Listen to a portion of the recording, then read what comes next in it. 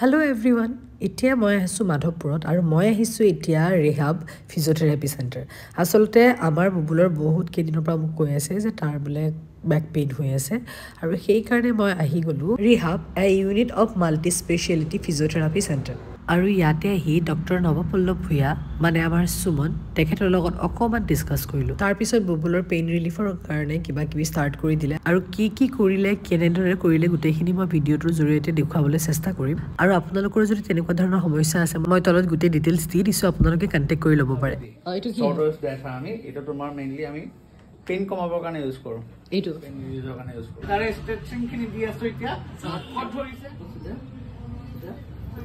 কলো যে কি কেনেকুৱাকে কৰে। আসলতে মই এইটোৰ বিষয়ে বহুত কম নলেজ আছে, গতিকে মোৰ লগত সুমন আছে, সুমনে ক'ব, সুমন বুজাই দিয়ে।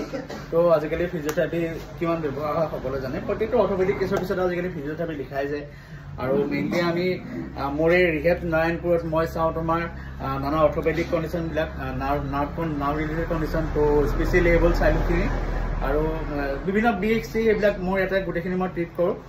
আৰু বৰ্তমান মোৰ ইয়াতে ৰাইজৰ সহায় বহুত ভাল, আশা কৰোঁ আমি ৰাইজৰ সহায় পাই গৈ থাকিম। সকলো আহিব ইয়াতে নাৰায়ণপুৰৰ পৰা বিহপুৰ এইখিনি যিমানখিনি অঞ্চল আছে গোটেই আহেই বাৰু জানেই সকলোৱে। তথাপিও আমাৰ বুবুলৰ যিহেতু হৈ আছিল মই অকণমান দেখুৱাই দিলোঁ আচলতে। আৰু বুবুলক কি দিলা এইটো তুমি?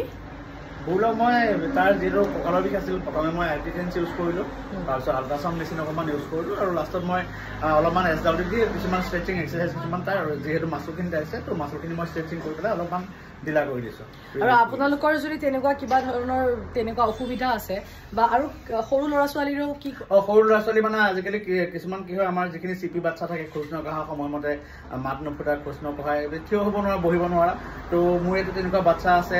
এটা বাচ্চা মই মাত্ৰ 13 দিন কৰাৰ পিছতে সি খোজ কাঢ়িব পাৰিছে আৰু বাচ্চাটো এতিয়া বহুত ধুনীয়াকৈ নিজৰ কাম কৰি ফুৰিব হৈছে, খোজ কাঢ়িব পৰা হৈছে। তো সেই আৰু যিখিনি বাচ্চা ধৰক স্পেচিয়েলি এইবোৰ হয় তো আমি সেইখিনিকো ট্ৰিটমেণ্ট আগবঢ়াওঁ। আৰু আপোনালোকৰ যদি তেনেকুৱা কিবা অসুবিধা আছে তেনেহ'লে জনাব, আৰু জনাব নহয় মই আপোনালোকক ইয়াতে নম্বৰ দি দিম, কণ্টেক্ট নম্বৰ দি দিম আৰু বাকী গোটেইখিনি ডিটেইলছ দি দিম, গতিকে আপোনালোকেও আহিব।